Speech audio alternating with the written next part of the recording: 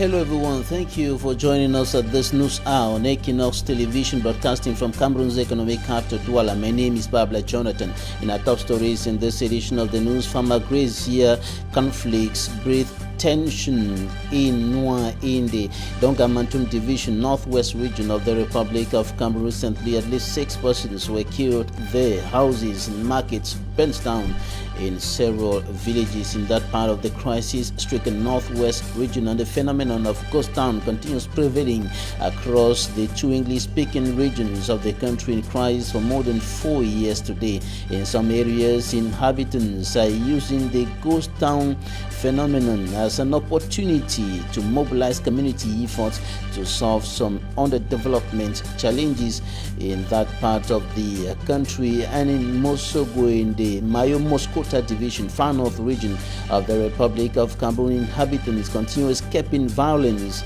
as Boko Haram terrorists have been inflicting pains, sorrow, destruction, killing in that part of the country on the population in that part of the country. And in the east region, the social crisis is growing there as many persons continue escaping violence in neighboring Central African Republic into the east region of the Republic of Cameroon. In neighboring Nigeria, children are becoming prime targets of kidnappers. Since December 2020, more than 600 students have been kidnapped in the northwestern part of the country. Those were our top stories.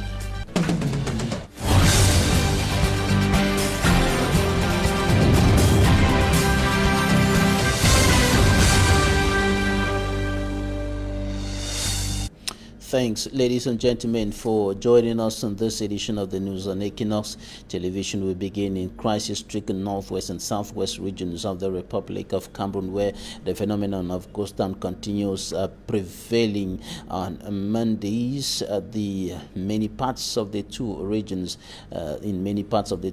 streets are deserted as a result of the ghost town phenomenon imposed by pro-independence fighters within the context of the more than 4-year-long armed conflict in those parts of the country. In Mulang, in the northwest regional chief town, Bamenda, inhabitants are now using the ghost town phenomenon as an opportunity to mobilize community efforts to solve some underdevelopment challenges there. Bustela reports. This wooden bridge is what linked Mulang Street 1 to Street 5 and the rest of the town of Bamenda. During the wet season, heavy rains leave the bridge unusable. With local tools in their hands, expertise from amongst them, the inhabitants of Mulang are working to have a new bridge link the two communities. This project, it overtouched me very well, because when we come up for here for cross Street 5, we go round, we will not fit meet up with where we go. They are also avoiding any incident as the wooden bridge is gradually becoming a death trap. We actually embarked on this project because we badly needed this bridge. Because this bridge, our students, pupils have been falling on this bridge on several occasions. We have tried, we called for the government to come to our assistance, to no avail. So that is why the community took it upon themselves to do this work. We picking the overflow for the bridge. Boko, they go inside water. Picking go slide self fall. Even a day with heavy rain, they will yell, do the shout, follow now, go pick them. The inhabitants of Mulang are realizing this bridge after 4 months of putting their efforts together. As you see the work go on, so maybe say some people don't support money. So in our community, they can be this money. Then there's more money. We like the councillors and the quarter will collect a quarter development fees. We join hands with the work. See as the work make work fine. This work actually has taken us a colossal sum of almost 4-point-something million francs, which it is the community that contributed this money and that had gotten this money to put up their bridge.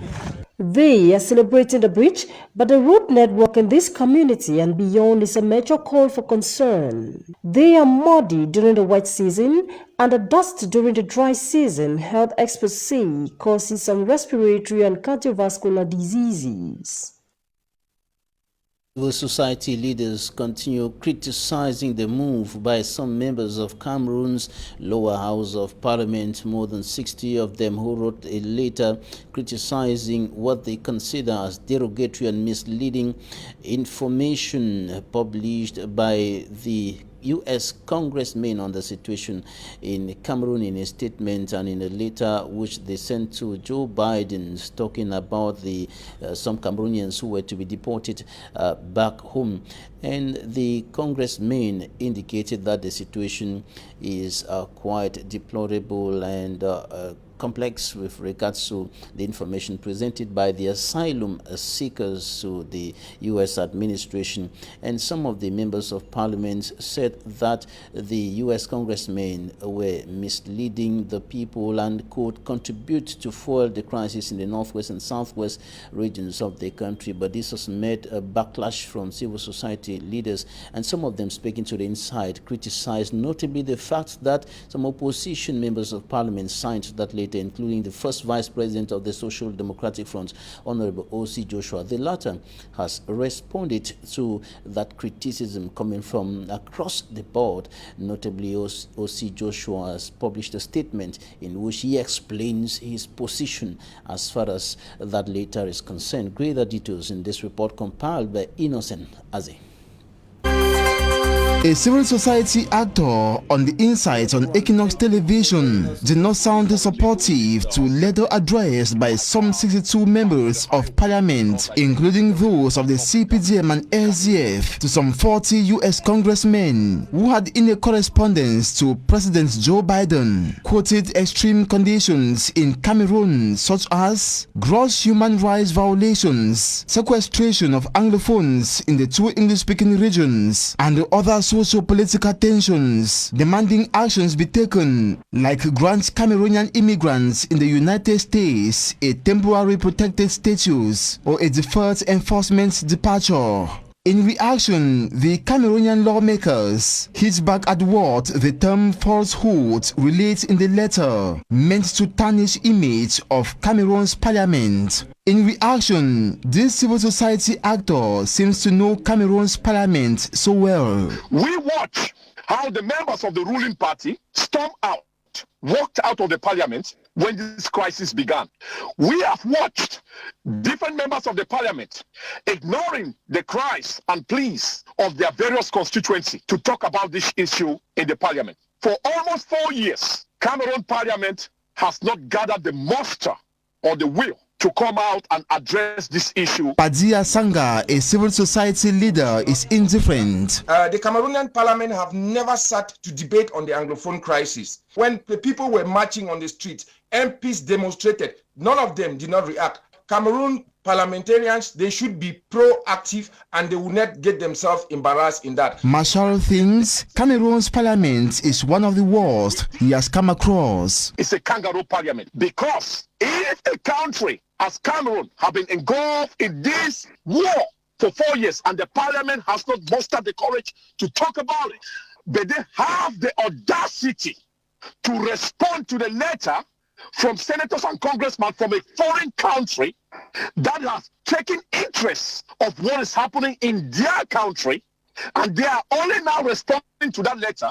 That shows you that the Cameroon people do not have a parliament that is there to solve the problem of the Cameroonian people. I think that parliament has to be dissolved and we have to start all over again because that parliament has failed the Cameroonian people. Regarding response of the Cameroon lawmakers describing contents of the U.S. correspondence as untrue information relates, Padia Sanga opinionated on this. The way these lawmakers function, they have people whom in their cabinets that they call lobbyists. And when the lobbyists, they want to take notes and bring to this congressman, they write it the way the people who pay them want it to be written.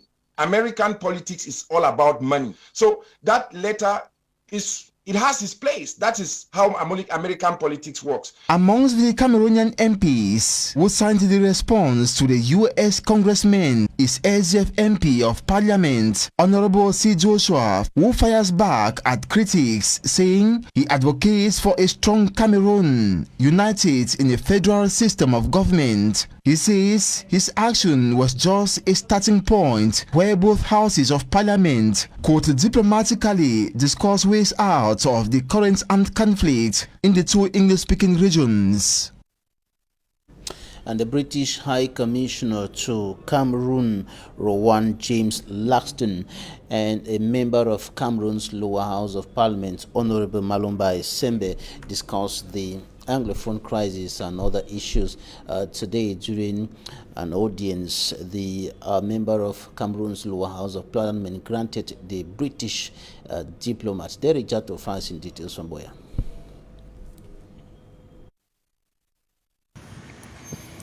Britain, if not on all, but on many occasions, has demonstrated that she still has the interest of her former territory, the former British sardine Cameroon at heart. And here he is in Boya, His Excellency Rowan James Laxton, the British High Commissioner to Cameroon. Your Excellency, how are you? Welcome to Boya. Thank you. It's nice to be here. Such a great pleasure to have you here. That's great. That's very nice to be here. And during an audience granted by Honorable Malumba Esembe, Member of Parliament for Boya Urban Constituency, to the high-level delegation led by the British High Commissioner to Cameroon, had the Anglophone crisis on the table. The silent majority of the population in the English-speaking regions want peace through reconstruction. There has been so much suffering, and giving them development is part of the package towards having peace come back fully. Then, youth, technology and business.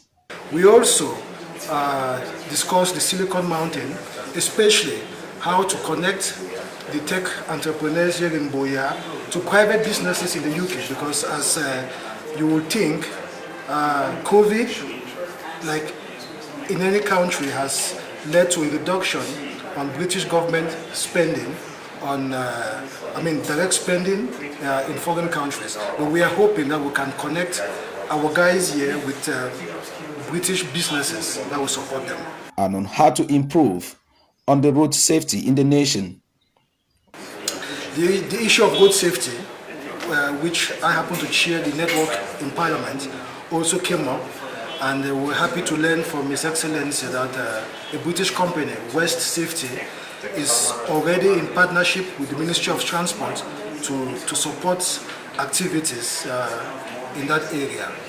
The over 1 hour exchange between this Cameroon lawmaker and the British diplomat ended up on a satisfying note. We are already doing work on women, peace and security. I think one of the people that Honourable introduced me to this afternoon is somebody who is very much an expert pioneering the importance of trauma issues. So that's something which we're looking at. We're also been talking about youth issues, I think, which are very important. And it is expected that in the days ahead, fruit of such a high-profile meeting will be reflected. Now to Mosogo in the Mayo Moscota Division, far north region of the Republic of Cameroon. Inhabitants of the area have continued escaping because of violence orchestrated by militants of the Nigerian terrorist sect Boko Haram, who have continued to launch attacks on that part of the far north region of the country, killing persons and destroying properties. And now, in efforts to limit or put an end to Boko Haram activities and atrocities in that part of the country, the council has equipped vigilante committees to help in the fight against Boko Haram. Details with Smanjik and Gabriel. Mozogo village in the Mayo Moscota division of the far north region is steadily losing its inhabitants, who are running out for safety. Government offices no longer open regularly. schools shut down, and produce abandoned in the farm due to unannounced raids from the Boko Haram set. We don't know what to do because we can't eat or sleep in our houses. When it rains, it falls on us in the bush. Offices and schools have shut down because of insecurity. As a result of this ongoing raid from Boko Haram, many have been killed while others have been kidnapped alongside their cattle, which are being seized by the Islamic sect. Some inhabitants who have decided to remain in the locality doing petty business say every day they have to take their things that they sell to their houses and come with it the next day. My store has been attacked on 2 occasions, so I've decided that when it is 6 p.m, pack out my items and return them early in the morning.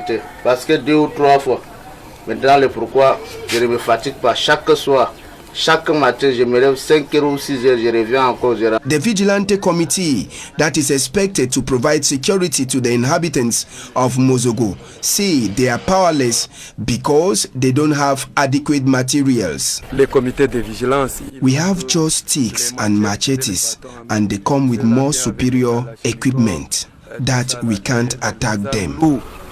The cry of this vigilante committee is now heard as the Mozogo Council has acquired some equipment to reinforce the vigilante committee. They include motorcycles, torchlights, machetes, and other equipment that were given to them.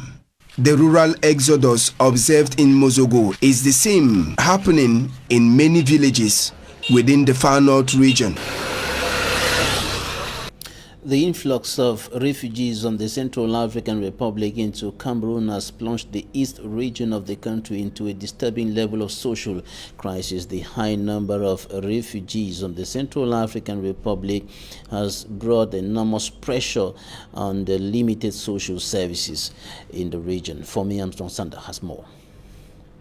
The political and social crisis in the Central African Republic has provoked an uncontrollable influx of refugees into the east region of Cameroon, a pressure which has also further created a food crisis, water crisis, pressure on limited social amenities, and a security crisis on host communities. On education, for example, civil society groups in the region regret that several refugee kids roam the streets of the east region without going to school because of the inability of their parents to pay fees. The actors of the civil society also say that PTA levy, for example, gives no exception to refugee parents in the east region. On constate toujours qu'il y a des déperditions scolaires. Beaucoup d'enfants, que ce soit les jeunes garçons et surtout les jeunes filles, on les trouve en train de faire du petit commerce par-ci ou par-là. The civil society actors say the massive refugee presence also poses the problem of social integration in communities with difficult cultural norms, and by extension has provided a fertile ground for gender-based violence. Des enfants, matière de violence basée sur le genre parce que the actors say one of the major crises created by the presence of the refugees is their pressure on the limited infrastructure within the 11 communities of the East region. Ce sont les communautés qu'on a beaucoup de réfugiés en l'Est. There are places with higher numbers of refugees and also places with difficult cultural beliefs. Liés aux normes sociales dans cette 11 communautés. As part of a non-governmental effort to find one-by-one solution to the problems, the civil society is targeting that of infrastructure. Projet BMZ, c'est un projet pour réduire la dépendance des aides des infrastructures sociales. The DMZ is a project aimed at reducing the dependence on social infrastructural assistance by refugees and members of host communities. À restructurer les communautés, les infrastructures sociales. The actors also recognize a couple of challenges in working to provide solutions to the problems of the East region. Some of the obstacles, according to the civil society actors, include inaccessibility, cultural barriers, and unfriendly social norms. Tens of cancer patients go on rampage in Cameroon's economic capital, Douala. They stormed the Douala General Hospital protesting against the closure of the radiotherapy unit since the 22nd of February 2021 without any concrete explanation given to them. And the closure of the unit, according to the angry patients, has provoked the death of some. Details with Immaculate Fogwe.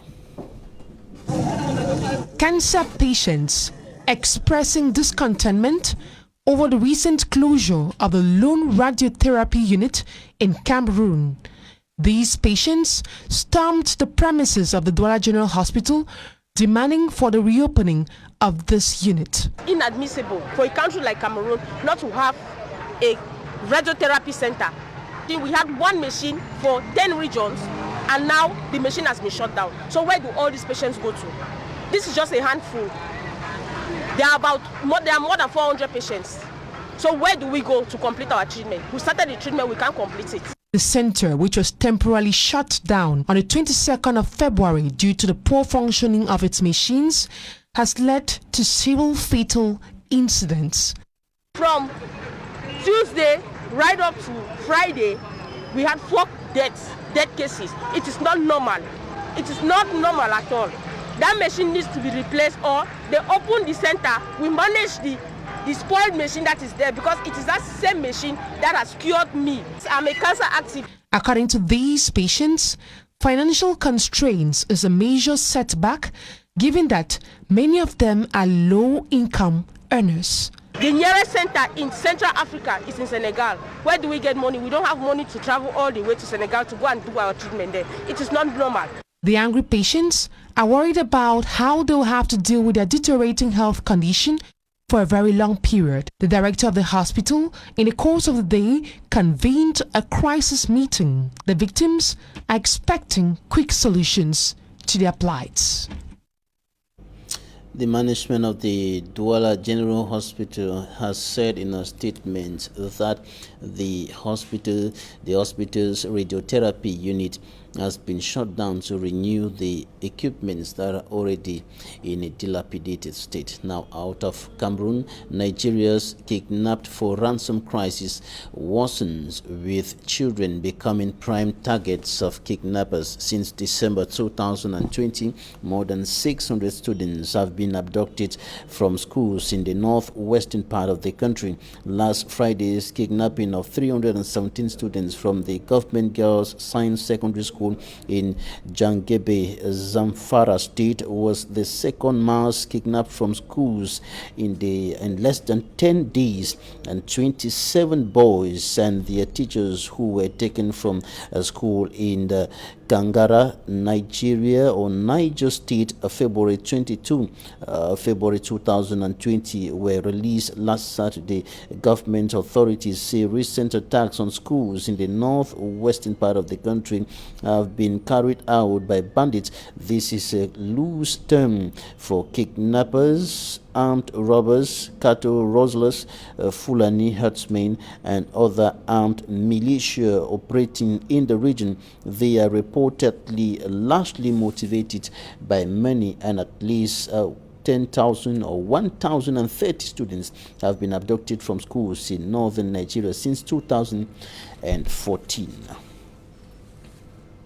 And that's it for the first part of this newscast. Coming up in Talking Points, we should talk about the farmer-grazier conflicts in the Donga Mantum division of the country, notably in Nwa. We'll be looking at the consequences. Recently, about 20 persons, or 6 persons rather, were killed. Several houses and markets burnt down as a result of that conflict. Stay with us.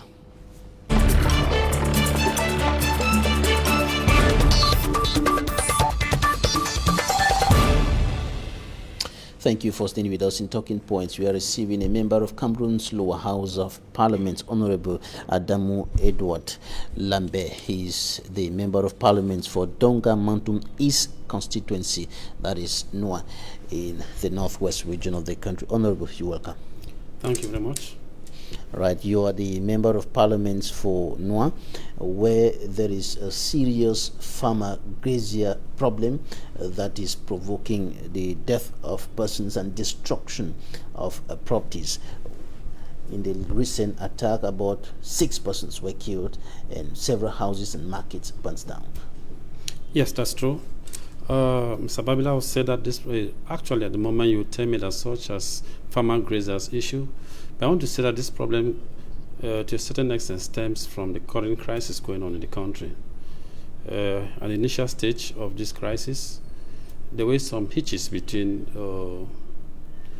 the terrorists alongside some of the Fulani people, and the cross-section of them did move into the northern part into Nigeria. And with the current situation going on, a cross-section of the Fulani people crossed over from Nigeria, and it is also said that some of them came from Banyo, from Adama origin, and got the majority of the aged people. You're talking of 6, but there are about 8 people, because 2 days ago, 2 other corpses were discovered in between 2 villages. So they moved into this area, and everybody they met, either you were gunned down, and women and children ran into the bushes. Some have crossed over to Nigeria. So it is, I think it's well organized from Nigeria and from Banyo. They moved in. I must say that this part of the country is very porous. Ntong, Tim, these are villages that are closest to Nigeria, our last villages into Nigeria. And these are the villages that were attacked. I don't really want to think that's much of farmer grazers issue, because we have lived with the Fulani people for years. I was born there when the Fulanis were there, and they have lived all through. They are our brothers, they are our sisters. But if you see the current events that are happening, it's far from what used to happen. When farmers and grazers live together, hitches are bound to come up. And amicably, most of our problems were solved. But if you look at the situation now, it has gone beyond it's beyond that. It's not longer the land and farming land. Except some individuals have hidden agendas, which we don't think. If they have hidden agendas, it's either one of them will not live on that land, which we think it can't work. We're all Cameroonians. We're bound to live on that piece of land. We've lived with the Fulanis, our Fulani brothers. My name is Adamu. My father had named me after Fulanis, or a Fulani friend. You see, so we've lived as brothers and sisters over the years. What's the situation now, as you speak? At the moment I'm speaking, the report I had from people on the field and also the senior divisional officer for Donga Mantu, the Fulanis who stepped in have crossed over to Nigeria. And now there's some peace because the military has stepped in. I must also say that some officials are moving towards that way. Not to let the cat out of the let the cat out of the bag. I'll say that some officials are moving towards there to get ample assessment of what has happened. Of the situation on the ground. Yes. Now, you seem to be indicating that the problem has actually degenerated to something else. And what is the cause of the problem as of now? Is it just the crisis? How is the crisis favoring the growth of such conflict between the people who have been living there and the Fulanis and so on? Yeah. Mr. Babila, I would say that the initial part of the crisis, I think the Fulanis had been of great help to the government, and to a certain extent they had helped in curbing the activities of the separatists. I must say this, we must acknowledge that as the truth. And as you will know, for sure, this met with anger on the side of the separatists. So they had their conflicts at that level. Unfortunately, the separatists are not necessarily the villagers. You know that there are camps all over, and those camps do not mean that those camps are owned by the people of that village. The separatists come and impose their camps here and there. And some of those camps, their deeds were not the best. But I don't think the villagers were involved in it because the villagers themselves were helpless.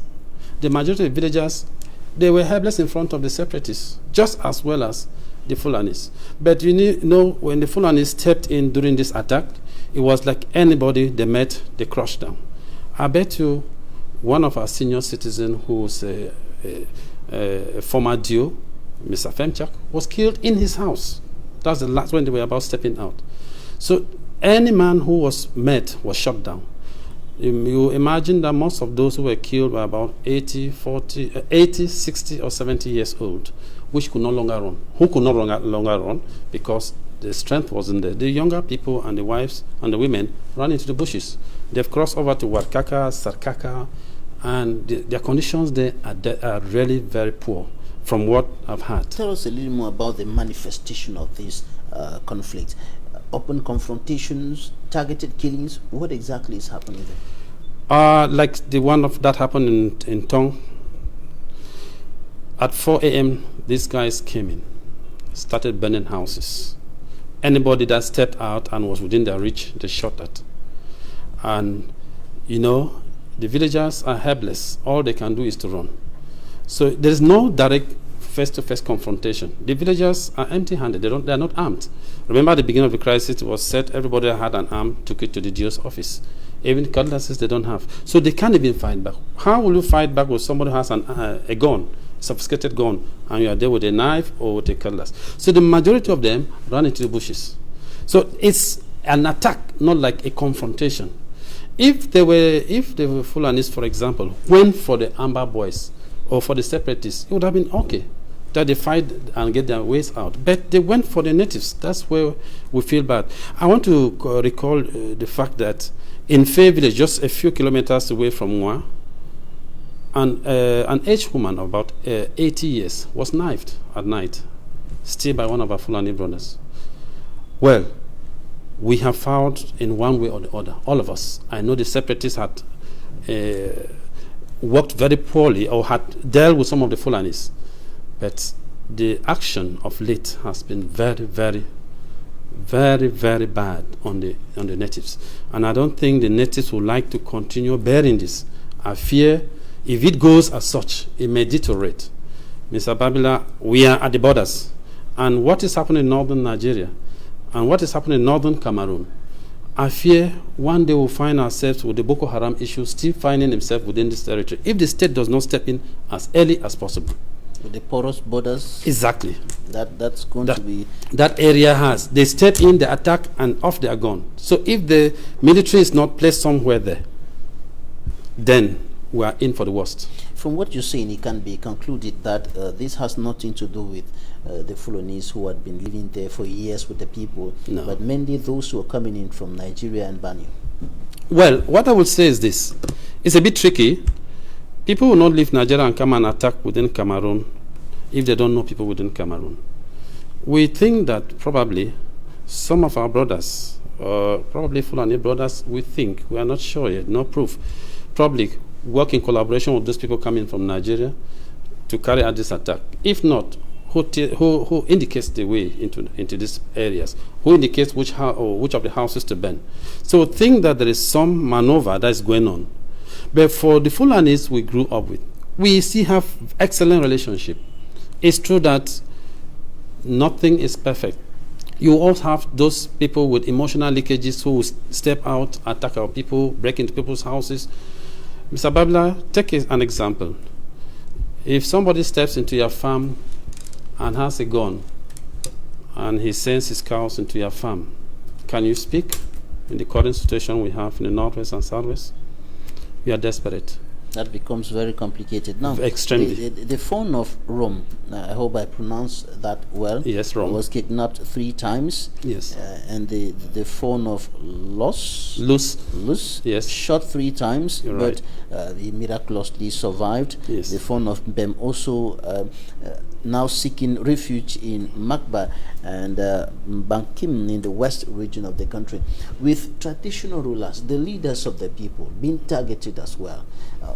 How are the indigents reacting to this? Have they all escaped from their villages?